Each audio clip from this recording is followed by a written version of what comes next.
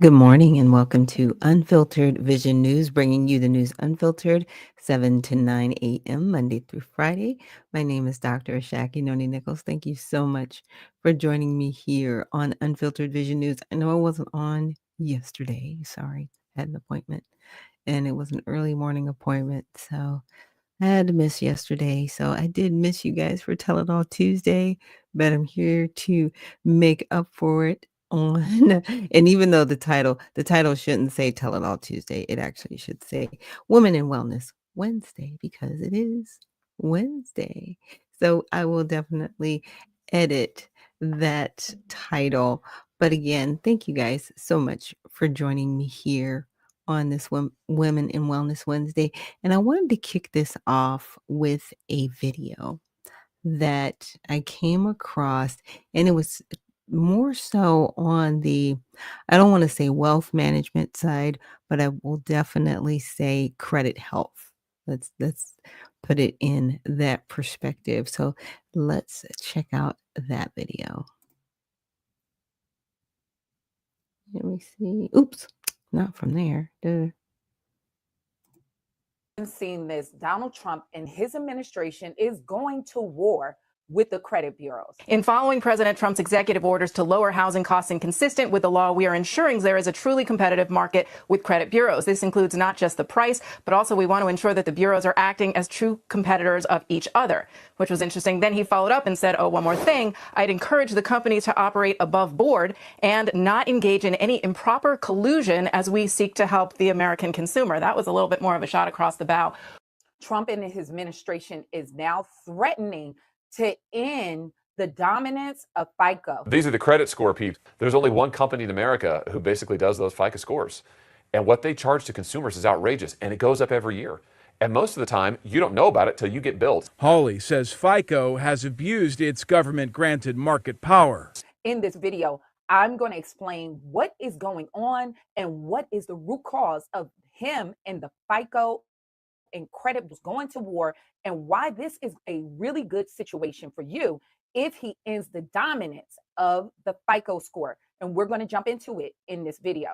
Now, if you're new to this channel is designed to help you no matter where you are in your credit journey and how to leverage your credit to make money. So if you like that kind of content, make sure you subscribe to this channel. And if you go to my website, you can download this free heart inquiry removal package.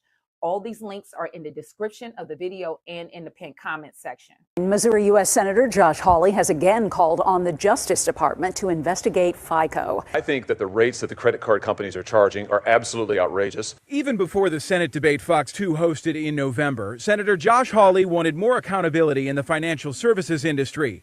Now, in his second Senate term, he's again taking aim at the Fair Isaac Corporation, or FICO. This month, Hawley sent this letter asking the Department of Justice to investigate FICO, alleging anti-competitive practices and repeated price hikes. Hawley told the DOJ, FICO enjoys a sweetheart deal from the federal government wherein its credit scores are required for loans originated with multiple government entities. Hawley says FICO has abused its government-granted market power. Now, FICO stands for Fair Isaac Corporation. This is a scoring model, but it is not the only scoring model. You do have Vantage scores, but most lenders actually use FICO scores and they dominate in the industry. So this is the model that lenders take and even the credit bureaus use. And with these scoring models, you may have different type of models that roll out. So you might see FICO 8. Then they might even have a FICO mortgage score. And so with FICO mortgage scores, you might see a 2, a 4, or a 5 scoring model. And you have different scoring models with FICO that's updated like a FICO 9 or a FICO 10. So you have different versions of those scoring models along with Vantage scores. You might see a Vantage 3.0 and now a Vantage 4.0.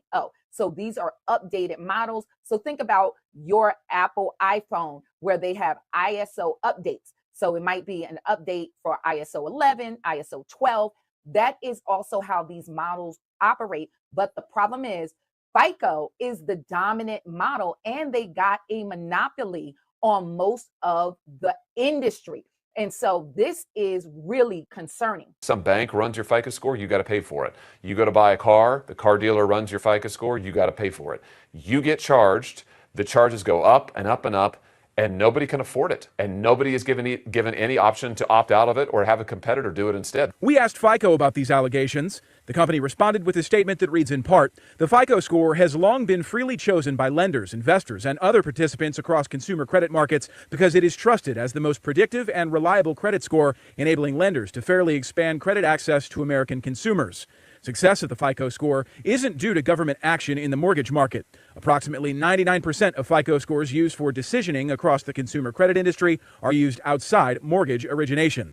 Now, one of the concerns is since the federal government uses the FICO score for the benchmark for mortgages and other different federal loans, like even SBA loans, then you have the rest of the industry, because of its power with government and government contracts, using FICO as a benchmark. And so they have a dominance because of the approval with the federal government.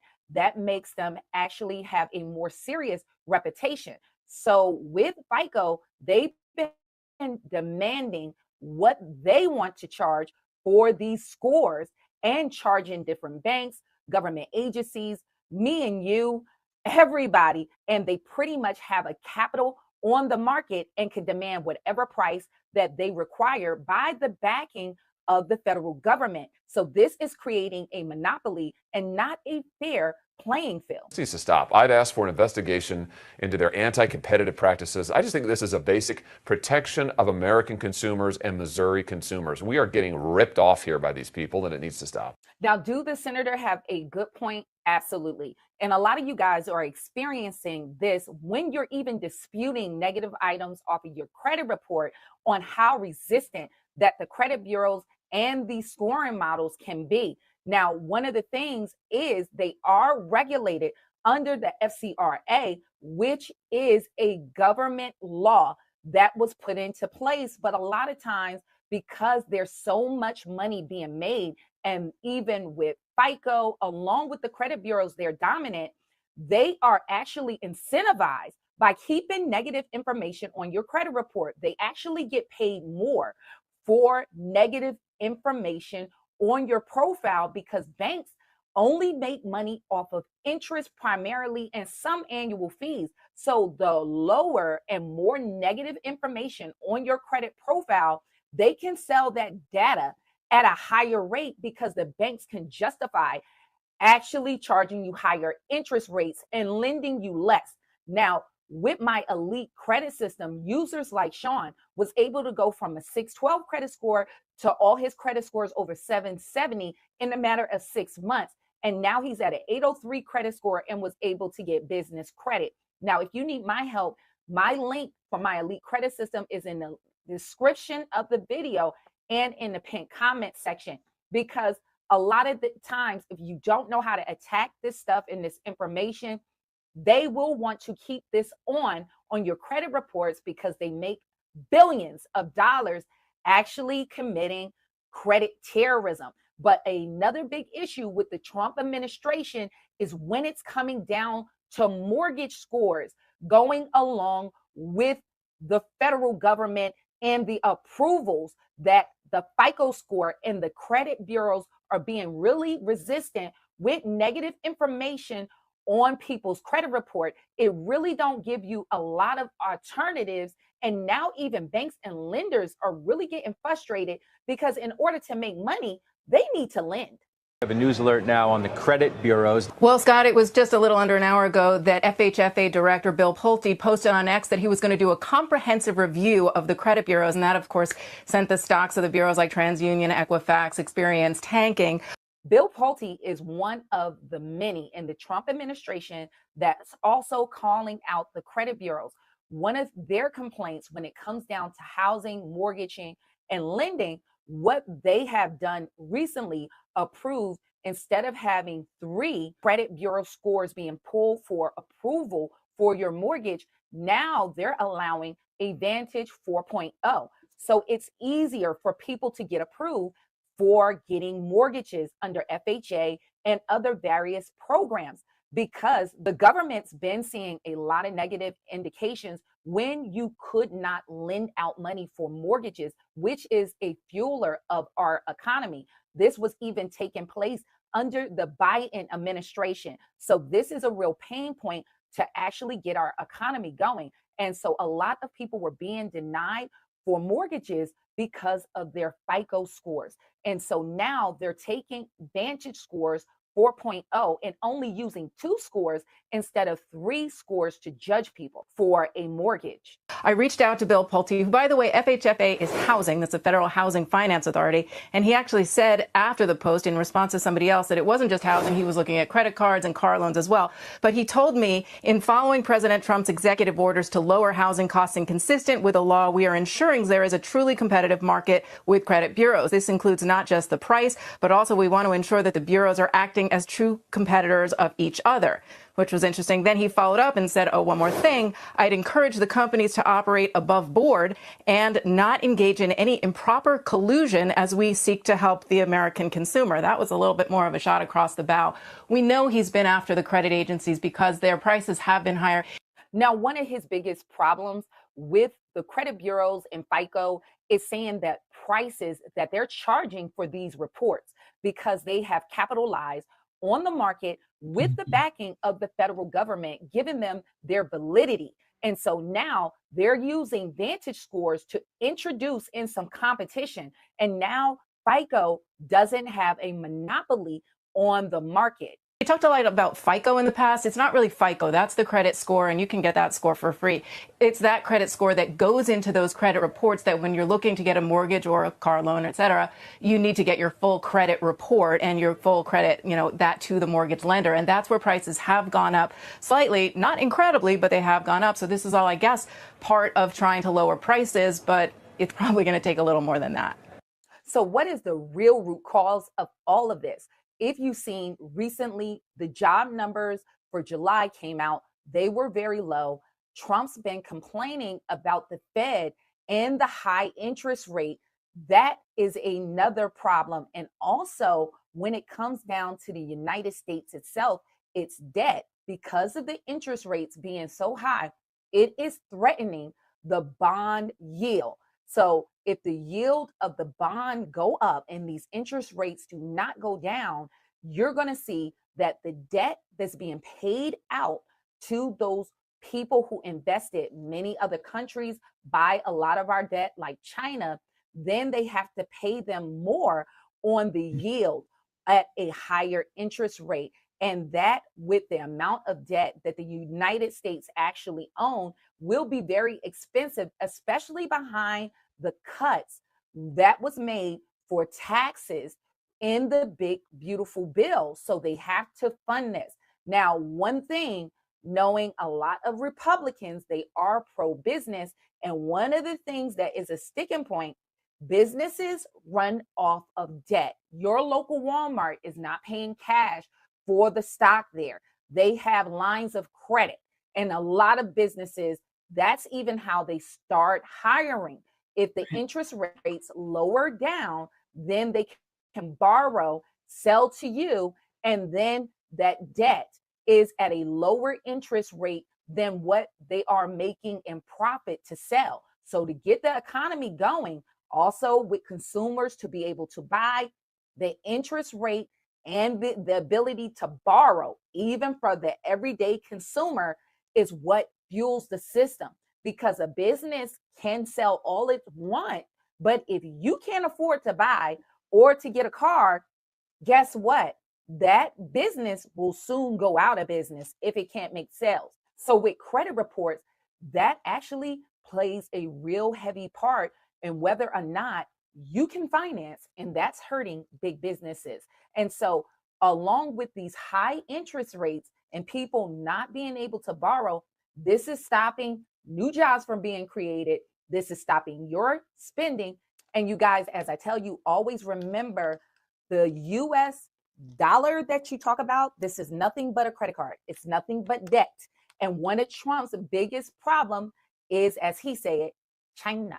Because China and Russia with BRICS, they are challenging the US dollar right here from being the world currency. And a lot of you guys don't realize all of these world currencies are printed out of thin air. But the reason why you have an advantage with this dollar is the good faith that most countries have in the US dollar, because the US have this, a lot of gold backed up in the deposits in Fort Knox. But now you see with China and Burkina Faso, even these places with gold working with Russia, Russia and China are stacking up on this gold. So with their BRICS currency, they can challenge the US currency. And the US always have the advantage of outporting its inflation.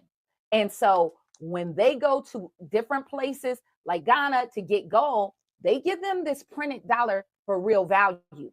And now they don't want that challenge, because it will be a problem for you too if the US dollar is not the dominant world currency. This is why I change out this US currency every month with real money, which is gold and silver.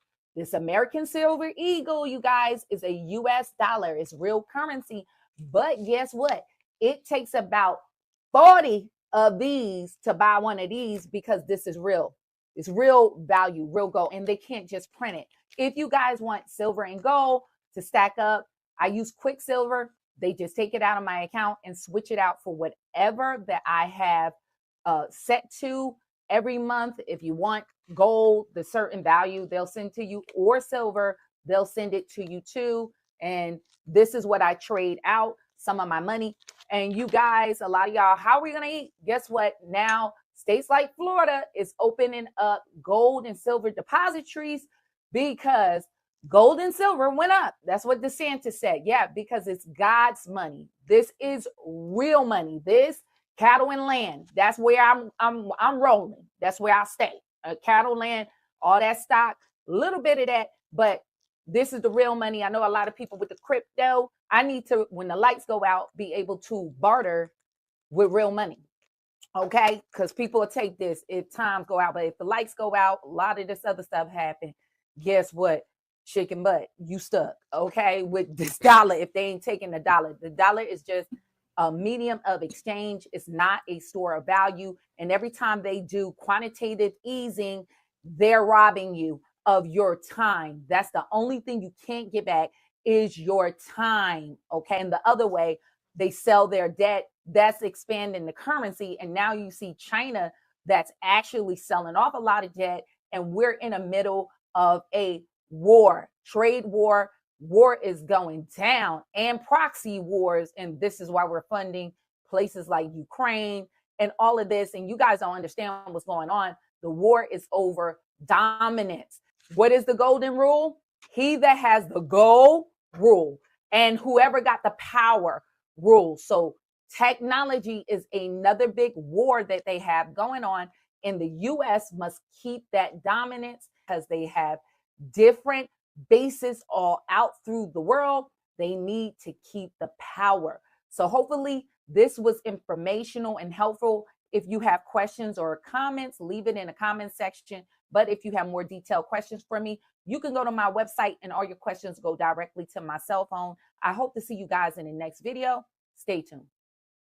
Yes, and that was, her name is Sherry Beckley, as you saw in the little script behind her. And I'll definitely make sure when I repost that I add her link, guys.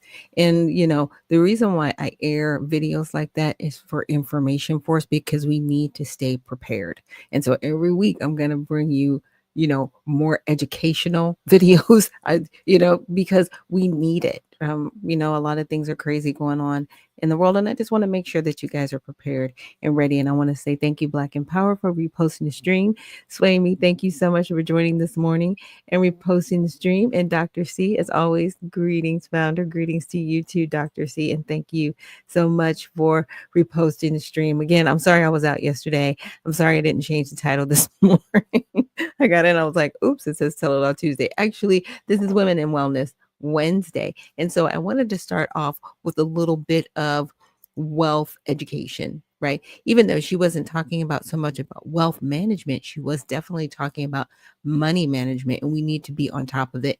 And a lot of people have been looking at other forms of currency, right? I know some people are invested in Bitcoin, some people are invested in gold and silver, some people are even investing in what's called gold backs. So I'll be making sure to bring you guys a lot more of that information so that you are thoroughly prepared for, as they say, what's next. Now, in this next video, this is something I came across, and this is currently under investigation in the state of Kentucky, and I found it very distressing, I should say. It was upsetting to find out what's happening, but once, we unpack it and you find out, who is running the state, you might kind of shrug your shoulders and say, well, I'm not surprised. Didn't want this out. Fraud inside Kentucky's transportation cabinet. Licenses issued without a driver's test. It is an ongoing WDRB investigation, and tonight we hear from a whistleblower who says coworkers used her login to pull off this scheme. Employees were being paid underneath the table. They say sometimes I immediately let my supervisor know about it. truth hurts. Did you ever think that this would cost you your job? No. And for Melissa Moorman, I was angry for a long time. this is one of those. It hurts me that I'm talking about this and I actually like where I was working at. Times. I came into the office that day, my computer was shut down. I was told to go to the front door. Detectives came in, they interviewed me. That was it. Moorman says she was fired 3 months after she sent this letter to the Kentucky Transportation Cabinet, blowing the whistle that workers at the NIA Center licensing branch were selling driver's licenses under the table to people who never took the driver's test. Undocumented workers. How did it work? What was going on? The undocumented workers would come into the office in groups. They would provide them either permits or driver's license illegally. So they were bypassed without even taking the test. How much? $200 a person. Up to 5 times a day, she says. Was this an everyday thing? Almost, yes. I first reported on the driver's license fraud investigation in April after getting my hands on the same letters. We learned the transportation cabinet sent more than 1,500 of them in 5 months, telling drivers their license was issued in air and must be returned or they could be criminally charged. At the time, state officials confirmed at least 2 terminations, and ongoing state and federal investigations focused on the NIA Center in West Louisville and the E-Town license branch. But they denied all of our records requests, withholding 2,300 documents on the fraud. Moorman's story fills in the blanks. I found out it may have been going on for a couple of years before it was found out. We're told it wasn't as simple as people getting state-issued driver's license or permits without taking the test. She says 2 of her colleagues at the NIA Center approached her with a business venture, asking if she wanted to get in on the scheme. I was asked to bring certain customers in, and they are brought in to me without signing in. And you would scan their documents as usual. Documents made to look legitimate, like birth certificates and social security cards, according to the letter she wrote to the state. But a key to pulling off this scheme was making sure the required Homeland Security screening was never run. I started getting these emails saying, are you doing this? Are you doing this? Are you doing this? And that's where it unraveled. She says those workers were using her login, a password she says her bosses made her share, as all workers at the driver's license branch did not have their own. And Moorman was training to be a supervisor. I'm not even at my desk because I'm doing various duties, or I'm not there for the day. So, things start kind of coming together. I'm like, what's going on? Was it always undocumented workers? Yes. Every time? Every time. It does not surprise me. Adrian Trivedi helps people trying to obtain legal status, an immigration attorney for 14 years. For those immigrants that don't have a pathway to obtain legal status, having a driver's license could mean the difference between getting home from work safely, to their children, to their wives or husbands. And now I'm gonna pause it right there. because she's part of the problem. I mean, she's actually sympathizing with the like getting a driver's license. I'm like, you're an immigration attorney and you're not standing up for the law. Your law is not to be an, how should I say it? Not so much an advocate, but it's weird. How are you an officer of the court and you know that they cannot obtain a license unless they do it legally? And you're sitting there going, but if they get a license, that's their only pathway. No, like somebody like her needs to be disbarred. She does not need to ever have the ability to be in legal practice. That's disbarment. So anybody out there from Kentucky, if you're listening, Attorney General from Kentucky, this woman needs to be disbarred. She is not upholding the court. Period. Period. Oh, thank you so much, Andre, for reposting the stream. Andre says, wow, this is shocking. It is. He says, y'all get in here. Dr. Nichols is dropping knowledge. It says the whistleblowers are coming out. They are. But you know, the one thing that kind of shocked me about this whole thing, they talk about the lady, Miss Mormon, getting fired. Well, what about all the other people that used her login? Did they get fired or are they still there? Because they never talk about them. They talk about the whistleblower and she was relieved of her duties. But what about everybody else? I'm just saying.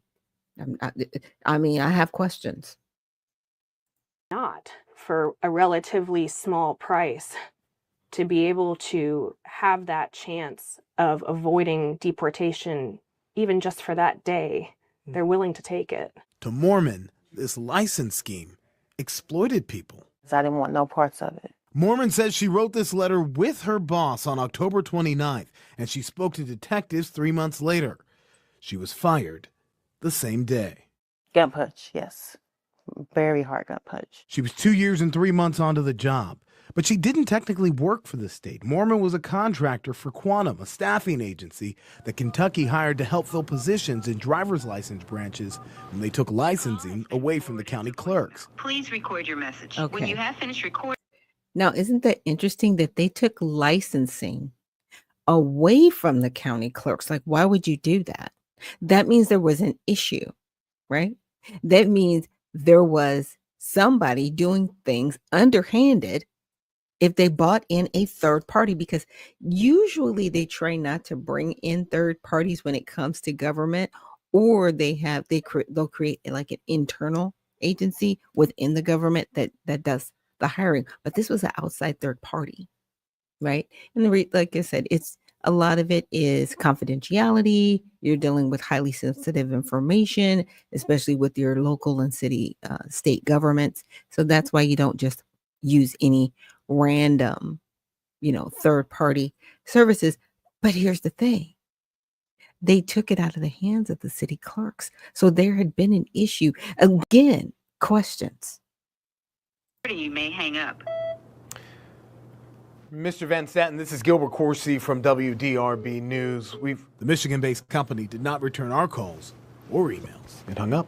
It's shocking. Why would an employer punish and take retribution on an employee that reported this wrongdoing? Mormon story, now the heart of a whistleblower lawsuit going after both the Kentucky Transportation Cabinet. She should be a hero. And Quantum Solutions. There's a failure to supervise these employees. There were obviously no checks and balances. Kentucky State Police is on it. There are serious concerns, and we'll hold anybody accountable if they violated the law. That's basically all Governor Andy Beshear would say as we pressed on this case in April. But there was a part of our interview that didn't make our prior report, and it may be important now. Is there an immigration component to this? Not that I'm aware of. WDRB is fighting in court for the paper trail to be made public, uncovering who knew what and when. Sometimes the truth does hurt. I was hurt and depressed. But Melissa Mormon believes I really would like to get my job back. It will set her free. The Transportation Cabinet has a deadline this week to respond in court on why it withheld every single document, 2,300 records from our request. We will keep you updated. Right? What though? Come on, guys. Really? They're with nothing to see here. Keep it moving. By the way, their governor is a Democrat. Now, I'm not trying to be down on Democrats, I do give them a hard time. But in this case, I'm going to give you a real hard time. And here's why. So let me make sure you guys can see everything. Yeah. So undocumented migrants in Kentucky, because I just wanted to know. It says estimates of the undocumented migrant population in Kentucky vary by source and year. As of 2019, the Migration Policy Institute estimated there were approximately 46,000 undocumented immigrants in Kentucky, accounting for about 1% of the state's total population. Another estimate from a higher education immigration portal places the number at 38,000 undocumented immigrants in the state.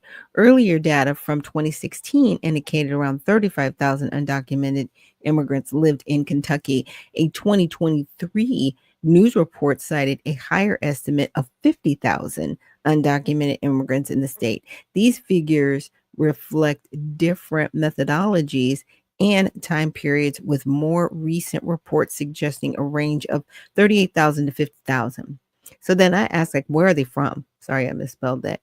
The majority of the undocumented immigrants in Kentucky are from Mexico and countries in Central America. Specifically, as of 2019, 45%, 21,000 individuals were born in Mexico, 12%, 5,000 in Guatemala, 7%, 3,000 in Honduras. Together, immigrants from Mexico and Central America made up 67% of the undocumented population in the state. Other regions of birth include Asia, 14%, Africa, 8%, and Europe, Canada, and Oceania, 7%. So that means people from like maybe Russia or the Netherlands or Swiss or whatever. Because remember, I kept telling you guys, it's like it's not just people that are of Hispanic or Latin descent that are here illegally. It's a lot of countries. It's like over 200 countries that are here illegally. So I said, how are they able to work? And it said undocumented immigrants do not have legal authorization to work in Kentucky, as federal and state laws restrict lawful employment to U.S. citizens, permanent residents, and other authorized individuals. Employers in Kentucky are required to verify the identity and employment eligibility of all new hires using the federal I-9 form, though the state does not mandate participation in E-Verify system as of 2023. So if you're not going to mandate it, people aren't going to use it. What? It's there, but you don't have to. Really? That's what we're doing, y'all. So it says this means employers may voluntarily use E-Verify to confirm work eligibility, but it is not compulsory, which means, again, it goes back to being mandatory, right? Because I know a lot of people are kind of discouraged about the whole E-Verify thing. It's like, we have E-Verify, it's not working. It's not working because it's not mandatory, and people are getting around it, or they're buying people's social security numbers. You've got like 12 people under one social security number or more, right? And that's what Doge found. Doge found y'all. And I'll have to pull this information up at some point. I don't know, I was going over something, but apparently, and I think it was a post on X, there's like 330 some odd million people in the United States. And they estimated Social Security at 390 million. So it was like a $60 million gap or something. It was something ridiculous. It was some odd, ridiculous number of the gap between what Social Security was bringing back and then the actual number of people here. And I was like, yeah, fraud, super easy, and this is part of it, because it's not mandatory. And it says, despite lacking legal work authorization, many undocumented immigrants work in Kentucky's informal or cash-based economy. Even in such cases, if they receive wages through formal employment channels, they often pay federal, state, and local taxes using an individual taxpayer identification number, ITIN.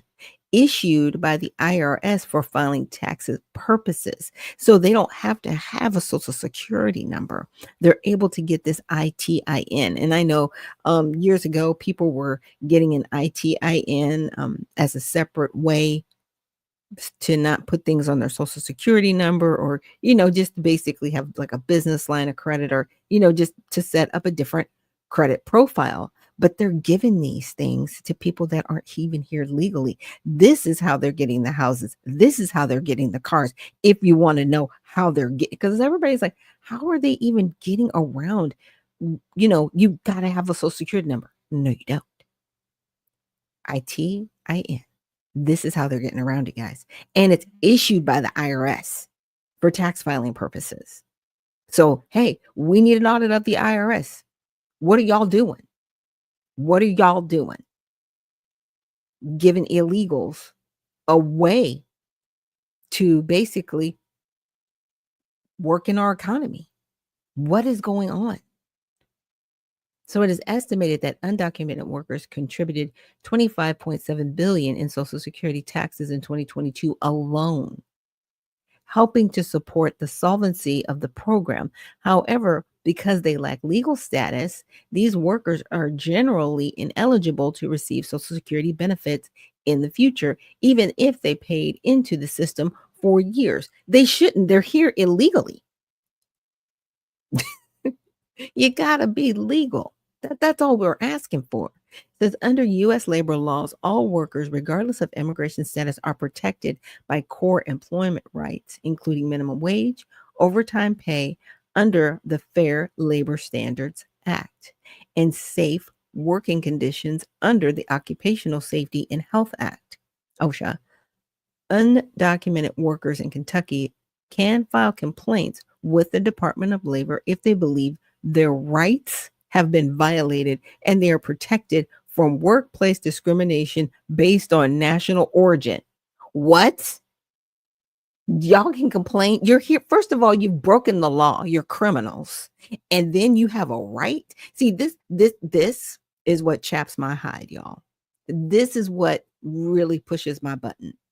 Because these are people here illegally, but all of a sudden they have rights. Yeah.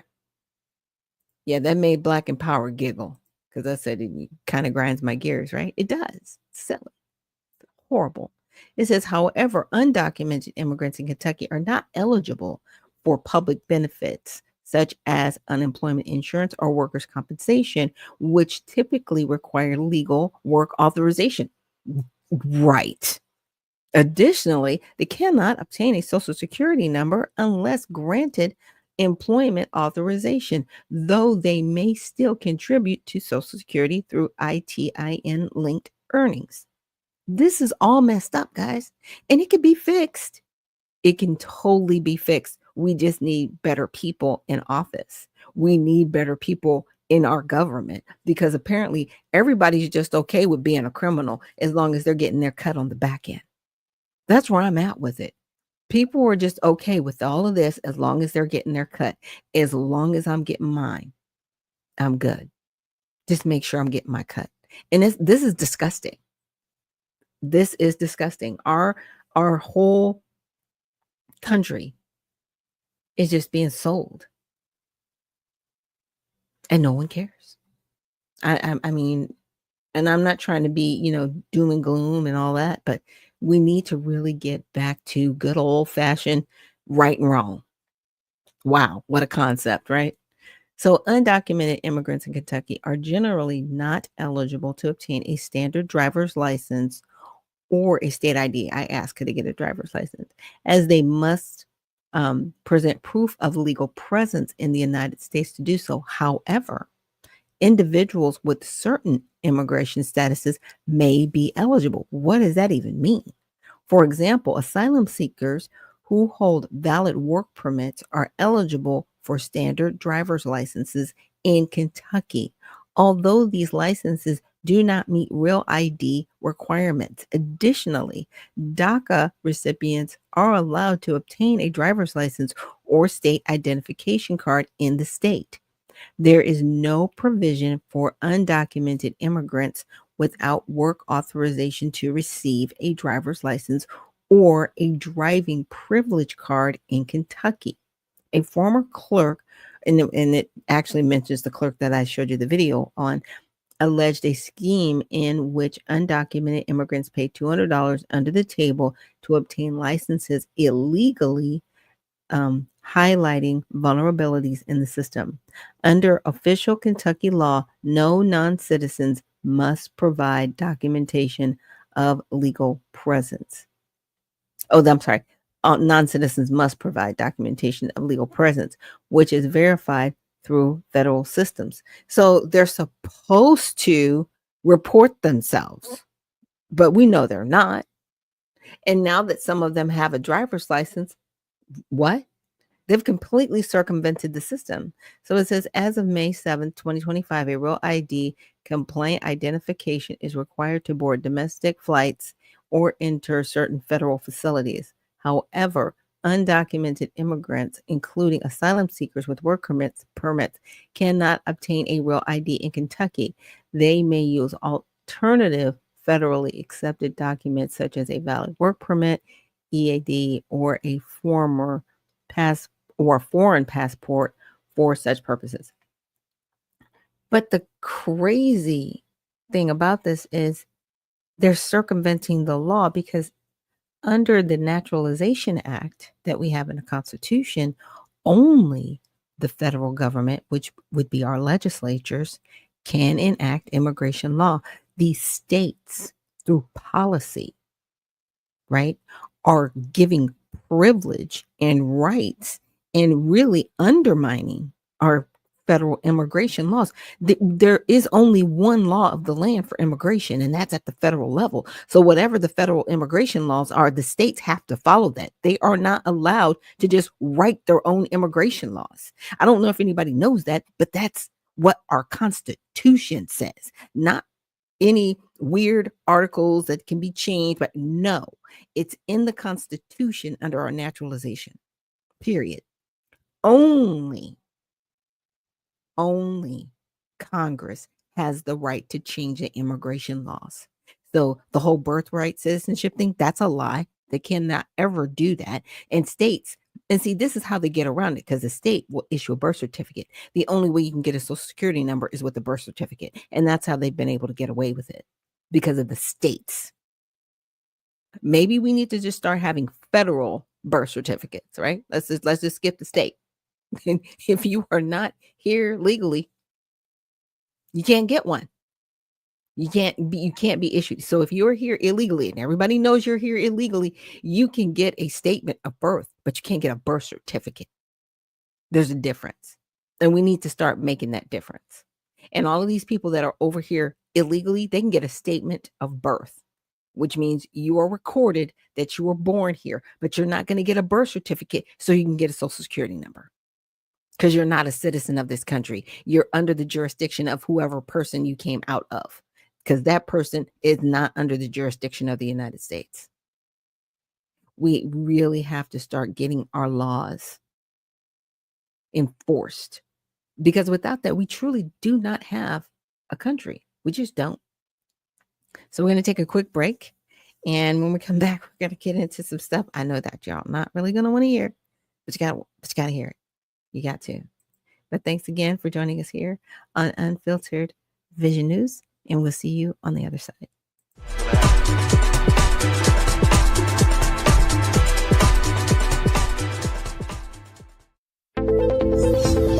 The browsers of today are broken. They've been overtaken by a barrage of sneaky and annoying ads, trackers that follow your habits, and cookies that build profiles, and all sorts of other internet clutter that's taking precedence over the content that you want to see. In fact, these useless bites can take up to a whopping 50% of page load times, with a third of it anxiously trying to learn more about you. To make matters worse, some ad blockers are even letting ads through when large advertisers pay them. But do you really want a leaky ad blocker? It's because of these very reasons that we developed Brave, a new browser that kicks internet crud to the curb and makes it faster, safer, and better to surf the web than your current browser. With Brave, everything you need is built right in. We integrated technology that automatically blocks trackers, annoying ads, and shields everything that can cramp your style and destruct your privacy. With it, you can expect increased speeds nearly 2 times faster on laptops and up to 4 times faster on mobile. And unlike any other browser, Brave allows you to support your favorite publishers with automatic micropayments, so it's a win-win for you and your favorite sites. To top it all off, Brave is open source, because we truly believe it's our web and we need to fix it together. So ask yourself this question: do you want a web browser made for the internet of today?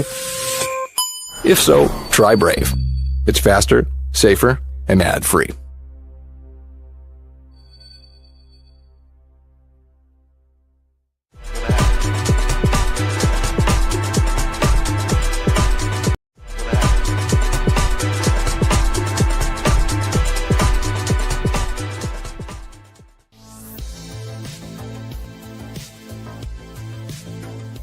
We've unified our end-to-end encrypted services to make them easier to use together, because privacy should be the default for everyone.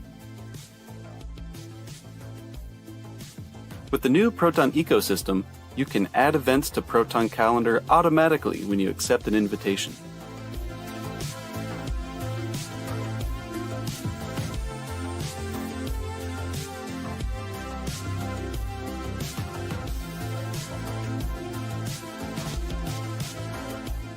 Easily share large files with a secure Proton Drive link.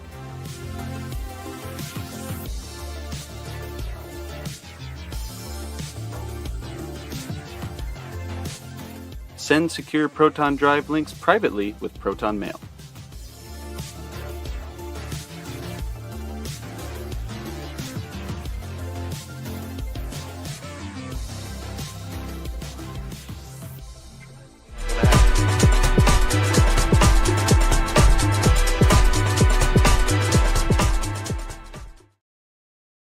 And we are back. Thank you so much for joining us here on Unfiltered Vision News, bringing you the news unfiltered Monday through Friday, 7 to 9 a.m. Eastern. I am your host, Dr. Ashaki Noni Nichols, and we're going to start talking about immortal cell lines for food. So let me bring up this first video. I just watched an elderly couple, husband and wife. Oh, and I must disclaim, there is some savory language in here. So just wanted to put that out there. Wife, ranchers in California, praying to God for help. And do you want to know why? It's because the state cut off their fucking water. No water means no cattle. No cattle means no business. And for these people and thousands of people just like them, it means the end of generations of work, of tradition, of survival. And here's the part that they don't want to talk about. They want you to believe this is all about climate change and saving the environment. Give me a fucking break. This isn't about the salmon that they're claiming are going to benefit from diverting that water. That water that they're diverting, it doesn't go to some life-saving environmental cause. It gets dumped into the fucking ocean instead of keeping it on the land to feed families, to water livestock, and to grow food for America. This isn't an accident. This is a strategy. They're funneling the masses into a box and they're tightening the corral. That's what's happening. Cutting off the food supply, making ranchers, farmers, and you dependent on the state. Because independent producers, people who can feed themselves and their communities, they're hard to control. Look at what they did to the Amish. So they destroy them piece by piece, law by law, policy by policy. And if you think this is a fucking game, you're right. It's a game and they're in control. It's time for people to stand up. And while these generational ranches collapse, the media continues to sell you the lie that this is all for the greater good. It's all for the benefit of the planet. It's not. It's tyranny. And it's happening in real time, with half the country applauding it like trained fucking seals. Look, I'm a rancher. I produce beef. I can tell you firsthand that water is life or death on a ranch. You can't just make do without it. It doesn't work like that. And once it's gone, so is everything else. You think animals can survive without water for days on end? Give me a fucking break. What are these people gonna do? Just sit by and watch their animals die? If you think this is only happening in California, wake the fuck up. Do you think this won't reach your table? Think again. This is about control. And when the food is gone, you'll do whatever they say to get it back. And here's the thing. This is the part that got lost on so many of us. A society of strong men would never have allowed this shit to take place. And that's why they came after us first. This is why they spent decades weakening men, destroying families, mocking tradition, making us out to be the bad people because they knew. A weak, dependent population is easy to rule. This is the collapse of everything that made America strong. You're watching it in real time, and it's not coming someday. It's here. It's happening. Wake the fuck up. So again, I do apologize for the language, but he makes an extreme valid point.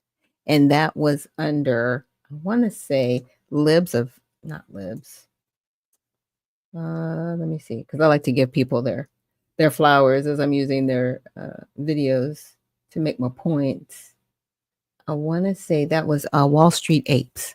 So if you follow them on X, they posted this video, and the gentleman in the video is Dallas James Wicker. You can actually see his name on the screen, but he makes a valid point. You know, this has been a systematic breakdown of our society, and we do not have alphas in control. And the thing that they don't like about President Trump, like him or not, I don't want, if anybody, you know, has TDS, keep it moving. He's an alpha. He is an alpha male. He is not a beta, and they don't like it because he's not going to capitulate. You know, now I'm not saying he doesn't have a soft spot in certain areas, and we're just like, bro, we need you to like not do that. Okay. He's not perfect. Okay. But he is definitely an alpha, and he is like a bull in China shop tearing up all the crystal. Okay. And a lot of us are okay with it because men need to be men, period. And sometimes they need to just be able to argue and have it out. And I know as women, we're just like, oh my God, don't do that. Don't do that. Look, if you don't let these men be men, they're men. They do things, okay, that we don't do. That's why we're not men. We're women. That's the difference. But I'm definitely grateful for Dallas and his take. Now we're going to get into something that I just needed to share with you guys because this is real and this is what's happening. They denied, and all the while it was happening right under our noses, hidden in plain sight inside the foods we trust most. A quiet operation years in the making. And now the name behind it all has been exposed. Bill Gates. Caught planting microchips in your everyday food supply. A paper trail of patents, research funding, and international contracts, all pointing straight back to him. This is decades of planning, quietly rolled out while nobody was watching. And here's the kicker. We now know they've already been in our food for the last 3 years. But it gets worse. Because once you see the dystopian agenda driving this plan, you'll realise they're building the prison as we speak. And the bars, they're made of data.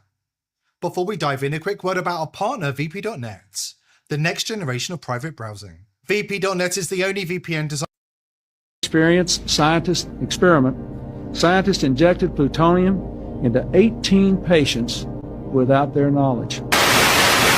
We discovered soon after I entered office, the United States government actually did carry out on our citizens experiments involving radiation. Thousands of government-sponsored experiments did take place at hospitals, universities, and military bases around our nation. The goal was to understand the effects of radiation exposure on the human body. While most of the tests were ethical by any standards, some were unethical, not only by today's standards, but by the standards of the time in which they were conducted. They failed both the test of our national values and the test of humanity. In one experiment, scientists injected plutonium into 18 patients without their knowledge. These experiments were kept secret, and they were shrouded not for a compelling reason of national security, but for the simple fear of embarrassment. And that was wrong. The United States of America offers a sincere apology to those of our citizens who were subjected to these experiments, to their families, and to their communities. After that brief flirtation with honesty, Clinton learned his lesson and never spoke of the experiments again. Meanwhile, the elite's agenda to medically subjugate the masses shifted into overdrive, and Bill Gates activated long-standing US... I'm going to stop for a second. Yeah, he apologized, but those people were never compensated. Their families were never compensated. You killed people off and all you gave them was an apology. It's gross. patents to roll out his microchip army without public consent. Some conspiracy theories are true. For example, let's say you had a friend call you up and say, I was eating at a restaurant and I found a microchip in my food. I know because I told them to leave off the pepper, but I saw a single speck of pepper, but when I looked at it closely, it was perfectly square, and when I took it home and looked at it under a magnifying glass, it was a microchip. Before you have them institutionalized, know that sometimes cheese has microchips in it. Specifically, authentic Parmesan cheese from Italy has chips embedded in the cheese wheels because they have a huge issue with counterfeiting. These chips let them scan the wheels for authenticity and also track where they go. These microchips are edible by design, and you may have eaten one in your life. Protecting against counterfeit products is the cover story. But we know better, because they're not just showing up in Parmesan cheese. They're in Coca-Cola, they're in Pepsi, and it all traces back to a deal Bill Gates' Microsoft struck with them last year. So what's really going on? Let's go back to the beginning. It started in a New Jersey biotech lab funded by the Gates Foundation. The invention? A piece of technology so small it can be inserted into food without being noticed. They called it the P-chip, a microtransponder, first tested on lab mice. Here's how it works. The chip is no bigger than a grain of sand, just 500 micrometers across.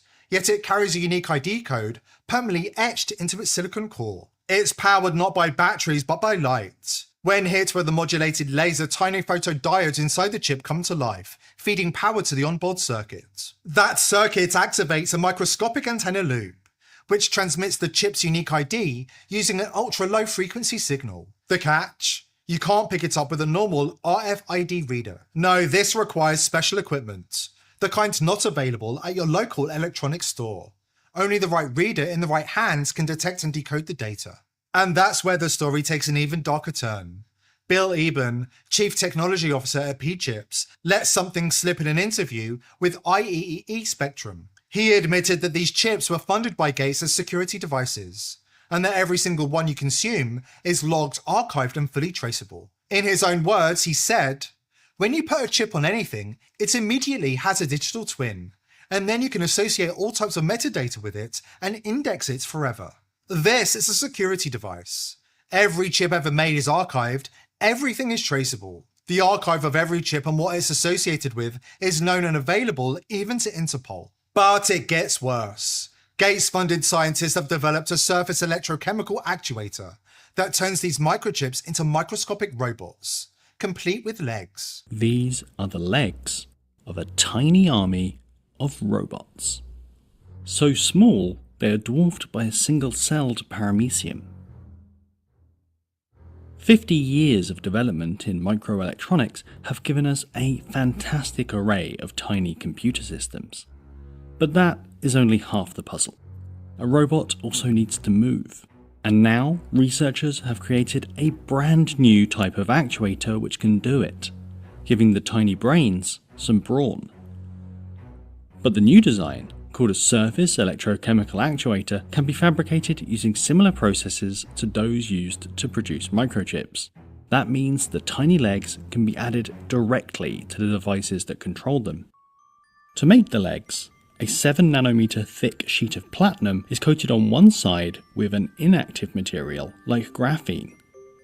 The legs are then patterned using a technique called lithography, and the excess material is removed. The robots are equipped with 2 minuscule solar cells. By shining a laser on each one, researchers can create the voltage which activates the front or back legs.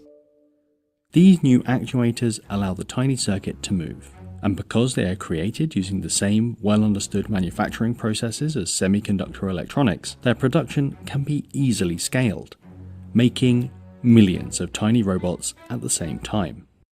The Gates-funded scientists behind these microchips claim they're serving the public good. But if that's the case, why hide it? Why keep the public in the dark? No disclosure, no consent, just quiet deployment. That's not science for humanity, that's control. That don't need batteries, and they can move it with a laser. Now they say they're using this for medicine. They're using it in the hospital, in the medical field. Now the question is, do you really think they only use this for medicine, for the hospital? They can make this joint walk, crawl, go flat. Like, come on now. If it can do all them movements, what else can it do? What, spy on you? Track you? Inject you? I'm just saying. I thought shit like this was only on movies, but now we're seeing it. It's in real life, but we're just hearing about it in 2025. So, over the course of them 3 years, what were they using this for? The truth is, these microchips are being used for nefarious purposes, control surveillance, and agendas we never agreed to. And the power?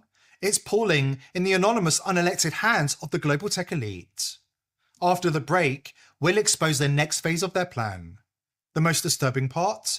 They're already years ahead, quietly building the system long before anyone even knew it existed. Today's sponsor is pillsforever.com. Were cured by the very same ivermectin. They took what you've heard they've taken. Ivermectin, Fenbendazole. In the near future, we'd be swallowing pills designed to monitor our compliance. It is basically biological chip that it is in the tablet. And once you take the tablet and dissolves into your stomach, sends a signal that you took the tablet. So imagine the applications of that, compliance. The insurance companies to know that the medicines that patients should take, they do take them. It is fascinating what happens in this field. After the public backlash, they quietly scrubbed it from their website and never spoke of it again. But now we know. They never shelved their technology, and it's being quietly inserted into medication as we speak. Vitaminas D.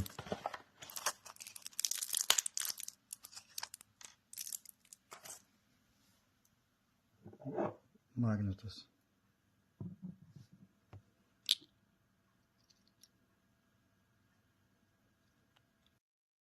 The list of contaminated products keeps growing, and now it even includes tea.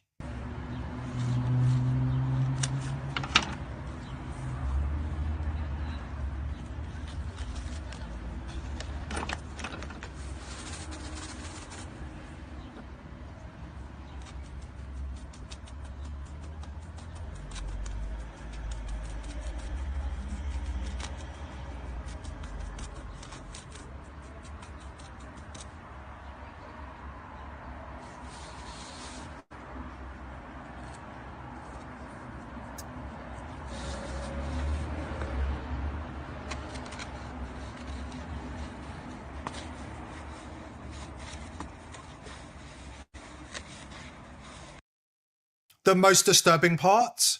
The elite already have a plan for those who refuse to comply with their all-encompassing agenda. In the dystopia they're building brick by brick, the non-compliant won't be allowed to participate in society at all. And the ones who push back harder, they'll be locked away. Think that's just a conspiracy theory? You should know, those camps were being fast-tracked for construction during the Biden presidency, and they're designed to hold millions of people. It's to kind of like what Nazis did with the Jews. Concentration camps, processing facilities. They're going to need somewhere to process the dissidents. That was Christy Hutchison, somebody we should be listening to very closely. Former Customs and Border Protection Supervisor J.J. Carell explains more. Her background was federal contracting, and more specifically, abroad, but specifically, she worked on forward operation bases, FOBs, in military war zones, where she would put up these giant soft-sided facilities, water, food, et cetera, et cetera. So we're talking tens of millions, if not billions of dollars, right, that have transferred from her company, which she no longer is a part of. But she has access to all the bid contracts. You can go on a website and there are endless bids for contracts from whatever. But she's focusing in on, she says to me, there's bids for detention facilities being built in all 50 states in America. And I said, okay, hold on a second. Say that again. She says, okay, I can go into a database because my company used to bid on all this. And I bid overseas, international contracts. Very, very intelligent woman, very, very connected. And she says, I go in the database, JJ, and there's detention facility bids bids to build individual detention facilities in every state in the union. And then she goes on to say to me, well, JJ, who do you think they're built for? Are they built for all the illegal aliens or the unaccompanied alien children? Of course not. How do we know they're not being built for the tens of millions of illegal immigrants who have poured across Biden's open border? Because these illegal aliens have been absorbed into the communities, farmed around the country, given free housing, free medical insurance, and in many cases, debit cards loaded with cash. The government's rolled out the red carpet for these young fighting age men. Many of them were flown here by the Biden administration on secret night flights. According to whistleblowers, these prison-like compounds located in sparsely populated and controlled locations were being built for those who refuse to comply with upcoming globalist mandates and regulations regarding long-term lockdowns, new vaccines, and new restrictions on food and water. It's not for these illegals, especially let's go off the numbers that they're telling us that there really are. They're saying, what, 11 million? In reality, I can tell you right now, with talking to all of the agents that I've talked to, private sector, looking at the cameras and all the real data, we're over 30 plus million who've actually entered this country. Yep. And so even with that, even though that's enough to replace about 36 states population, why would they need to continue to do that if they're trying to absorb these guys, make them productive members of our society, get them into housing, because we know that there are already housing projects being coordinated with builders, again, with our money. I believe it's to kind of like what Nazis did with the Jews, concentration camps. So now you know. The technology is here. It's in the food, and it's already tracking you. They told us it was impossible. They told us it was just science fiction. But the proof is on your plate. This isn't just about chips or data, it's about control. And control once given up is almost never returned. We're standing at the edge of a system from which there may be no turning back. The only question is, will we speak out now or stay silent until they round up the non-compliant and the prison doors slam shut? Don't wait for permission. Share this, talk about it, ask the questions they don't want asked. Because if we don't push back together, the menu for the future will be nothing but surveillance, and you'll be paying for it with your freedom. Here at The People's Voice, we're determined to continue exposing the crimes of the elite, but we need your help. Subscribe to the channel. Tell your friends and family about us. Yeah, so definitely check out The People's Voice. And he is on X. And, Black and Power says, anyone still wondering why Bill Gates was pushing that vaccine so hard is delusional, right? Because a lot of people are like, oh, he just wants people well. Really? I don't think so. Dr. C said, what the? Right? And thank you so much for reposting the stream. And Dr. C says, Bill Gates is an evil creature. And Black and Power agrees. Yes, he is. He definitely is. And I find it fascinating, just how evil people can be. I'm like, are you bored? You have all the money. You can do all of the things, like go on vacation, do fun stuff. Why can't you do beautiful things? Why are you so evil? Why do you hate humanity? You have all this wealth and all you want to use it for is destruction. Like that's really warped, right? Because we always talk about like, wow, if I had enough money, I would, help in hunger or help people be better or do better things, right? No, not this dude. He just wants to control the population and watch people die. Like he's a sick person. It's disgusting. Now, I really want to, really quick before I get into the next video, I wanted to show you guys something, and it's called Appeal, APEEL. And this is something that was developed by Bill Gates. Let me make it a little bit bigger. Sorry. Here we go. And the risk of appeal. It says consumers be cautious of appeal due to potential health risk. Uncertainties linger about its long-term ingestion effects and impact on nutritional value. Appeal's interference with natural decay and chemical exposure raise concerns. Understanding the coating's components is vital. Safety standards should not be compromised.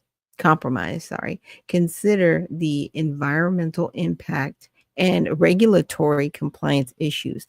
Allergen risk and cross-contamination must be managed carefully. Now, please understand that this has already been approved by the FDA. So appeal is out there in the general market. So we need to really be aware of what's happening. And it's under a U.S. patent 9957215 titled Plant Extract Compositions for Forming Protective Coatings. So it's trying to elongate the life of fruits and vegetables, because see, real fruits and vegetables decompose after like maybe a day or two. That's why you got to eat your fresh fruits and vegetables immediately, right? And so the patent also outlines methods for applying the coating to various produce items, appeals gras, generally recognized as safe, right? Submission also details the use of solvents in the processing, highlighting the use of mono and diglycerides. Okay. It's disgusting what's happening. What did I find? I wanted to say I found it at the NIH, because the NIH actually approved this. And I was like, wow, okay, that's really crazy. Oh, there it is. Sorry. I went to Frontiers. I was like, wait a minute. I was trying to pull all this information up for you guys so you could see it. And it was talking about the United Nations UN Food Systems Summit 2021, dismantling democracy and resetting corporate control of food systems. Okay, I'm not going to read the whole thing. I'll definitely attach the article, but this is what's happening. They've been just trying to destroy the food all over the world and control it. This is why I've been telling you guys, you got to learn how to grow your own fruits and vegetables, or at least start to recognize who in your community are, your local farmers markets. Like I've got a couple that I can go to here in Georgia. That there's one that's Black owned. There's one by another gentleman that I know. And I really appreciate his heart, because he always pays attention to the produce that he's getting. And he stops working with people when they start using chemicals on their food. He just won't work with them. He's like, I'm not purchasing your products. I'm not bringing that back to my customers. Like I look, I might even go see him today just to say hi and give him a hug. Because that's the kind of farmers that you want to work with, or, just be in concert with when you're talking about buying your food locally sourced, or even if it's from another state that it doesn't have all the pesticides and the chemicals and everything like that. But this particular article, what it does is it analyzes the development and organization of the United Nations Food Systems Summit, which is being convened by UN Secretary General Antonio Guterres in late 2021. So this was 4 years ago, but they have this on a continual basis. So look up UNFSS to see what is current. And they had World Food Day in 2019. The secretary announced to the plenary of the UN Committee and World Food Security that he was organizing a high-level UN Food Systems Summit as part of the Decade of Action to deliver the Sustainable Development Goals. Now, if you guys know about the Sustainable Development Goals, we went over it. There's like 17 of them. But here's the issue about these goals that they have and how sustainable they are. They're not sustainable, guys. It isn't. This is about death and destruction, and us signing up to it. Just like I said like the gentleman said in the video, it's like, once our freedoms are gone, we can't get them back. We have to fight for our freedoms now. And I'm just going to say it like it is. As Black Americans, we have always had to fight and stay in fight or flight mode. So no, we cannot rest. This is our country. We will not see it, trashed by anyone.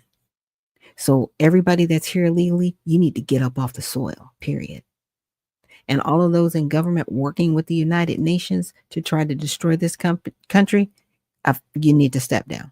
You need to get out of the way because you're not going to destroy our home. Now I'm going to get into this last video by Alex Jones, and now he's talking about the meat. So remember what the cattle rancher said. Salmon introduced by Bay Area-based cultivated seafood company, Wild Type. So it's not wild, but they tell you it's wild salmon when you, it's wild, but it's not. It's not even salmon. Area-based cultivated seafood. Seafood, it's not seafood. It's grown in a lab. Cultivated seafood, wild. What did they call their company with the fake butter? Savor. It's savory. Everything. Like listing, again, a deadly poison like cyanide is applesauce. Lab-grown salmon is now FDA approved. Here's why this one restaurant is putting it on the menu. It's the hottest restaurant, the Haitian restaurant. Wow, Haitians are definitely known for their cuisine. Well, they're black. We better eat it. Lab-grown salmon hits the menu at an Oregon restaurant as the FDA greenlights the cell-cultured product.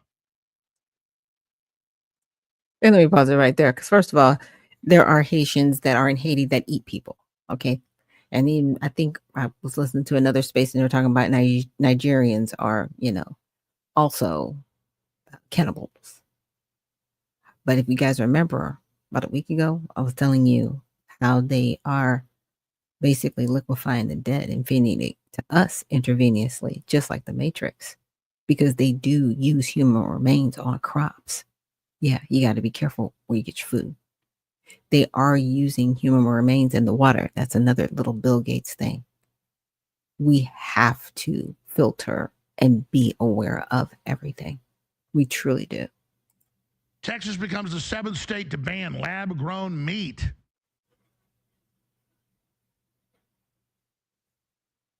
Okay. Now, there are states that are banning this. So, there's a list of them. Texas is one of them now, but there's 7 states. I got to check to see if Georgia is banning this. I think Florida might be on the list as well.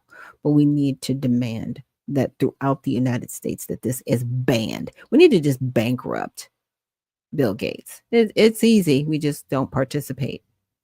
We need to start demanding that he not get these government contracts that he's been getting, because that's all he's been doing is funneling his money. He creates a foundation. They get a government contract. It goes right through his NGO and it comes right back to him. So whenever you hear anybody going, oh, yeah, I have a foundation, that just means they're trying to evade taxes. They're millionaires trying to evade taxes. They usually might use maybe 10% of the money that they donate out of the $1 million. So out of the $1 million, they'll donate 100,000 to the actual cause. And then the other 900,000 comes right back to them. And they evade taxes. So that's what they're doing. Fort Worth newspaper. Oh, so there are people not going along with this. But CBS News didn't tell you that. Oh, banning lab-grown meat is stupid. It's not meat. That's false advertising. Who's afraid of lab-grown meat? Yeah, what's wrong, pussy? Scientists have created immortal human lipid cells. Now, let's talk about, in most of these companies, how they're producing it. Growth hormone, immortal cell lines, and then they just emulsify the cells of whatever it is they want to copy, and then the cancer grabs it and then uses the vitamin water, basically. I don't mean the actual company vitamin water, but, vitamins and sugar, and then it just produces this giant cancer blob, and then they call it beef or chicken or turkey or salmon. And then they roll it out on store shelves, which is now happening, and don't tell you that it's got growth hormone in it with many of the companies, or that it was grown on a mortal cell line. CNN, lab-grown meats cleared for sale. Go read about immortal cell lines. Just type it in. Henrietta Lacks and one other person, their cells never die. You mix with anything, it just copies them.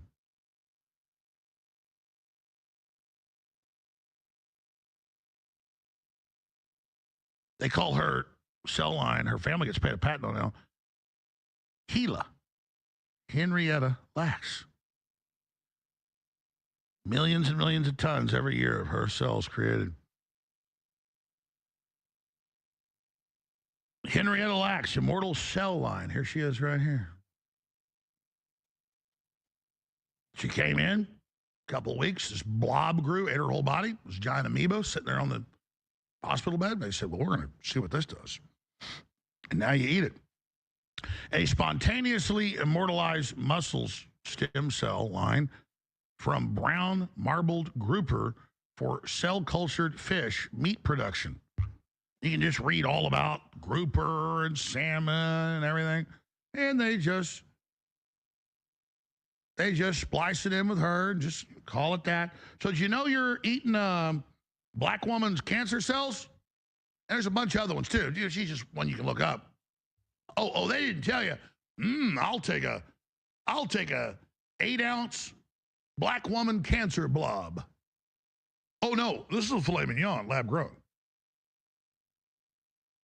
Here she is, Henrietta Lacks. Unlocking the potential of cultivated meat through cell line engineering. Immortalized cell lines are useful tools for all sorts of stuff they got going on. Henrietta Lacks, only person with immortal cells, zombie cells. She's not the only one, but she's the one they mass produce. Lacks family lawsuit seeks share of profit stemming from her cells. And then this is a lesson in propaganda. Look at this article. FDA clears wild type cell cultivated salmon for U.S. debut. Oh, wild. That sounds pretty good. I love wild. Wild caught salmon on the menu. San Francisco-based Wild Type will be the first company to launch cultivated seafood in the U.S. after securing an FDA no questions letter regarding the safety of its cell-cultured salmon. Wild Type is the fourth cultivated protein producer to incorporate the U.S. pre-market scientific and safety consultation, the third to have a full approval. The debut was at the James Beard award-winning Haitian restaurant in Portland, Oregon on Thursday night in June, though every day starting in July before expanding into additional restaurants. Isn't that delicious? It's a fraud. It's false advertising. It's dangerous. And thank God 7 states, that's about to be 8, have passed laws. And then you got FDA approving Jeff Bezos' lab-grown fake fish for U.S. food supply without safety data. The FDA admits we're not doing any safety data. We're just going to call it fish, let them say that it's wild captured. Wild type. It says on the menu, look, honey, wild salmon. You go already, it's like, this isn't factory farm salmon, where they just put nets up in the ocean and grow it and feed it. And they have genetically engineered salmon that grow 3 times larger that are already getting out in the ocean and killing the regular salmon. No. We're talking about lab-grown fake salmon that we're going to call wild. All of it a deception, hoping you're stupid. Incredible. So you got Jeff Bezos coming in on one side, you got Bill Gates on the other. Whole Foods now has gone from totally organic to totally unorganic, but people the left all lines up because they're Whole Foods, whole paycheck. It's all a sick joke. They just want the name. Whole Foods. Oh, it's whole Henrietta Lacks cancer cell. It's whole evil. Yeah. He said that right. It is whole evil. Absolutely. Absolutely. April Showers and Sassy Lady, thank you so much for reposting the stream. And Sassy Lady says, good morning, everyone. And then she said, wow. Yeah. Yeah. Because, okay, look, yeah, they're calling it wild salmon. So when you see that, just understand, more than likely, it's not. More than likely, it is derived from another human called Henrietta Lacks from her immortal cells. So I looked up immortal cell line for food, right? And it said the development of immortal cell lines for human consumption, particularly in the context of cultured meat, is a critical challenge in cellular agriculture. These cell lines must be safe for consumption, capable of efficient proliferation and differentiation at industrial scales, and produce meat with desirable taste, texture, and nutritional characteristics. While immortal cell lines have been used for decades in medical research and therapeutics, such as the original lines derived from Henrietta Lacks, as he just said, few existing lines are suitable for food production. One prominent example is the spontaneous immortalized chicken fibroblast cell line developed by Future Meat. This line was created by culturing fibroblasts from chicken embryos and selecting rapidly growing cells that could survive beyond the typical Hayflick limit of 20 to 30 divisions. This method of spontaneous immortalization avoids genetic modification, which could be advantageous for accessing markets with strict regulations on genetically modified organisms or GMOs. Although such cells may still raise concerns about cancerous potential in some jurisdictions. Yeah. So, further research has demonstrated the successful spontaneous immortalization of fibroblasts from multiple chicken breeds, which were adapted to grow in serum-free medium. These immortalized lines achieved high cell densites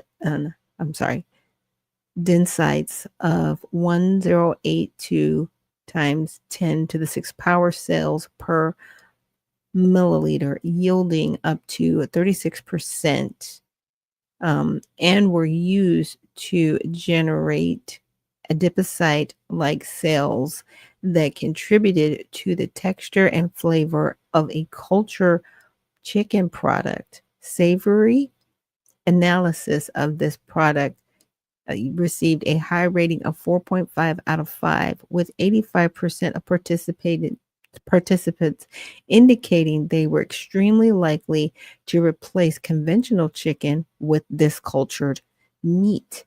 But here's the thing that we don't know, that people are just kind of like, oh yeah, let's do this, is the simple fact that you don't know what it is going to cause, and you're not eating real meat.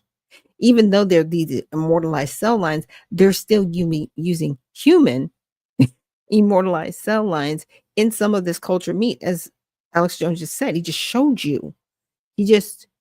you what they are doing. Now, I did some separate research, and I'll link the stores that are selling some of this fake meat and also appeal. And there's stores that you wouldn't think, like Whole Foods, Sprouts, and these are stores that I shop at. Trader Joe's was not on the list, but they did have other big box stores. But I was really surprised about Whole Foods and Sprouts because, a lot of times you're thinking, okay, they've got good food. They're supposed to be the primo. I'm like, at this point, give me a Piggly Wiggly. Okay. I'm going to Wayfair Foods, Aldi's, because I can't trust y'all. You know what I'm saying? And even at Aldi's, still you have to be careful because you don't know where they're aggregating their meat. So I would definitely recommend to people, go to a local butcher where where they're getting their cattle from, where, you know what I'm saying? Like, luckily we've got one here in McDonough, so we know where the meat came from because they went out and got, you know what I'm saying? They work with cattle ranchers to get fresh meat that is, well maintained and fed, and they're not in, these factories. So, during COVID, they killed off a lot of livestock. They did. I don't know if anybody remembers seeing those videos. They killed off livestock. And now they're just forcing us to eat meat that isn't real, saying, oh, we've got a shortage and we have to do. No. Stop. Stop forcing the genocide of people. But that's what these rich people are doing. And that's why I keep saying they're bored. It's almost like we're in the Hunger Games, or we're in that new one. Gosh, the name is the Squid Games. We're just dealing with a whole bunch of people with a whole bunch of money and resources, and they don't know what to do with themselves, and they're bored, and they just want to kill everybody. Like, that's their next level. They're like, okay, we've done everything else. We've done all the degenerate behavior. Now let's just create things to kill people off and watch them die. It's disgusting. It is definitely a demonic spirit out there. And it is time for us to wake up and realize that is what's happening. And, we kind of landed, as they say, into the next level. So we're going to take a quick break, and we will be right back with Unfiltered Vision News. Thanks for joining us this morning.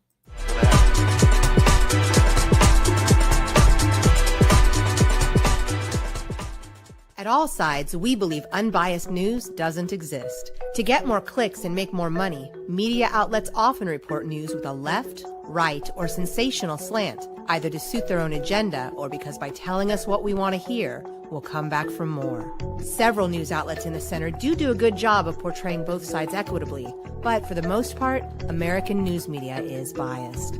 Bias isn't necessarily a bad thing. The key is to get multiple perspectives. But making matters worse, social media and internet search results are heavily filtered, showing us the most popular opinion or results that match our preferences and make us happy. That means we're all living in filter bubbles, where we're only exposed to viewpoints we already agree with, making us less informed and less tolerant of different people and ideas. At All Sides, we give bias ratings for hundreds of media outlets. By freeing people from filter bubbles and providing different perspectives, we can all be better equipped to understand the world and each other. So how do we do it? All Sides has created a patented, fair, transparent process to rate the media bias of hundreds of news outlets and writers. We assess each media source and rate them as far left, center, lean right, or far right, allowing you to quickly identify different perspectives. All Sides is constantly evolving our media bias engine. The more you participate, the better our ratings will be, and the better our news coverage will be. Go to allsides.com to get involved.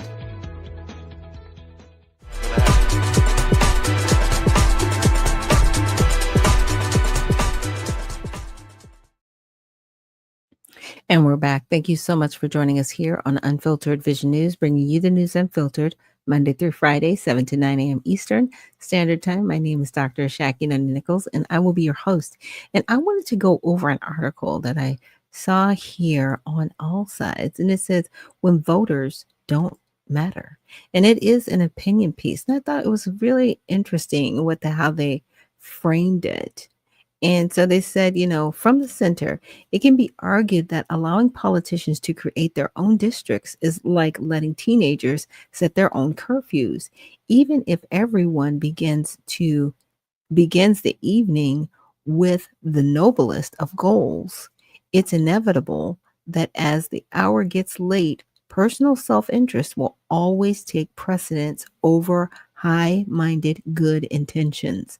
This was the premise that led California voters to reject the inherent conflict of interest that allows elected officials of both parties to collude in drawing legislative and congressional boundaries that protect their incumbents from the annoyance of competitive reelection campaigns. So back in 2008 and 2010, they passed a pair of ballot initiatives that took the power away from the state legislature and granted it to a bipartisan citizens commission. As Donald Trump fans the flames of gerrymandering to increase Republican congressional majorities in deep red states like Texas and Florida, California is leading a national Democratic counteroffensive to manipulate the district lines in the state that they control. The result will dramatically reduce the minority party's representation in many states, further marginalizing those voters who have the audacity to hold political beliefs different from those of the governing majority. If you are one of the 42% of Texas voters who supported Kamala Harris, or one of the 38% of Californians who voted for Donald Trump, your voice may soon matter even less than it does today. Gavin Newsom, Nancy Pelosi, and other California Democrats emphasize that they are reluctant partisan warriors.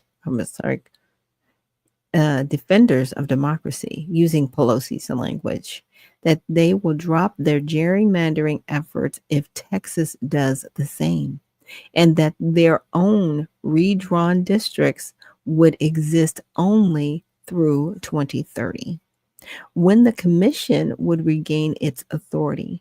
Newsom and Pelosi and their allies are portraying this as a stop Trump vote, which should be an easy victory in a state that despises the president by sizable margins. But those who led the original fight for those admirable reforms, most notably former Governor Arnold Schwarzenegger and mega donor activist Charles Munger, have vowed to fight Newsom's initiative. Schwarzenegger and Munger are among the vanishing breed of centrist Republicans who still survive in the Trump era, but their motivations have nothing to do with helping the president's party protect its congressional majority. They simply think now, as they did then, that it is good for democracy when voters to choose their candidates rather than allowing candidates to select their voters. I'm not going to finish reading the article, but you kind of get the point. You know, they keep saying, we're fighting fire with fire, and we're going to, devastate Trump and all that stuff. It's like, he won. He's the president. And so the majority of the people around the country voted for him. The way they're redrawing a lot of these districts, because they're like, yeah, we need to keep the advantage. I'm like, but what if the people in those districts decide not to vote Republican? Just because you're drawing it Republican doesn't mean that's how people may vote. They might vote differently. I'm just saying. A lot of these blue states, they keep saying, oh, yeah, Pennsylvania. We'll use Pennsylvania for as an example because Scott Presler is there, right? And he's been turning over a lot of people who voted Democrat to Republican. And that's going to change the scope of a lot of those districts. The districts may stay the same. I'm just saying. They may stay the way they're drawn, okay? But what if they all flip to Republican from Democrat? What are you going to do? Redraw it? So that so that those Republicans are disenfranchised? I'm just saying, because that's what you're doing. Gerrymandering has always been a very odd concept to me, because you're choosing your voters, and it's a fallacy of how you're actually staying in office, because people aren't voting you in. You're making sure that the votes are swayed in your favor so you stay in. That's a total difference. And a lot of these politicians, because they're not servants of the people, they need to start being servants of the people. People are who put you in office. We're not robots. We're not slaves. We're people. We're citizens. We're not residents By the way, we're citizens that are here legally, and we want every illegal person here off the soil. That's what we want. We want you to stop using people. We want you to stop using us for your benefit. We're not here for your benefit. We're not. And you chose to serve in public office, then serve. And stop serving the party because everything is good for the party. What about the people that put you there? And both parties have done this. They have both forgotten about the people who've gotten them there, and they need to get back to that. So one other article before we end the stream I wanted to look at was this by Reddit. Now, I don't know if a lot of you guys read Reddit, and it's like pretty much like a blog site, but they're blocking the Wayback Machine from archiving their site. Why? What you saying in there? What you doing? Because see, the Wayback Machine gets to go back, months or years to what you actually did or said, right? So you can kind of pull it up as evidence, right?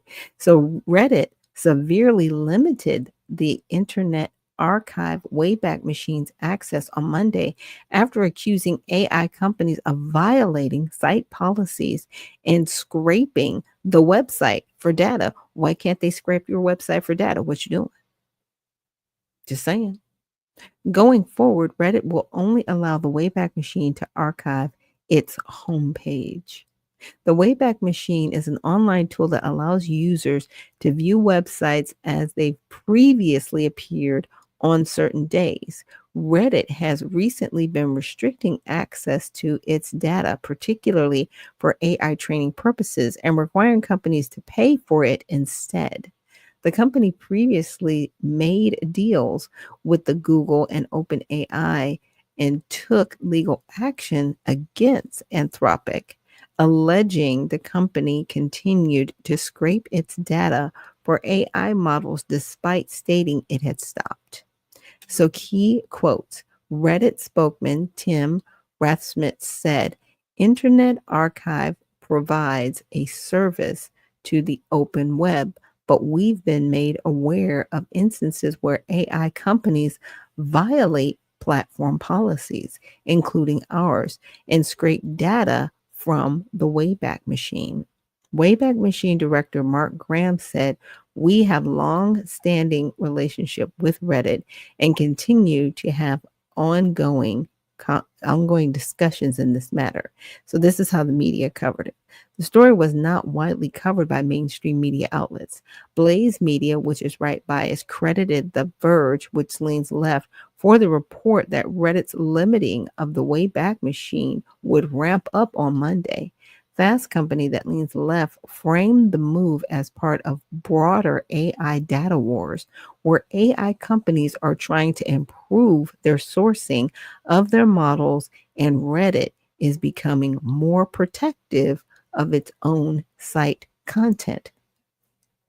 So on one hand, you can be like, okay, Reddit, what are you hiding? But then on the other hand, they might be protecting intellectual properties because people do have different conversations on Reddit. And it was basically framed as, a very unbiased space. It's very nonpartisan. People can say what they want to say. Like, free speech is truly free on Reddit. But what if somebody, had a conversation about, I don't know, intellectual property of some sort, or, some kind of conversation that they just don't want accessed by AI and aggregated. That is what Reddit is fighting against, and those are some of the things that are going to come up as we dive further, right, into this technology with AI.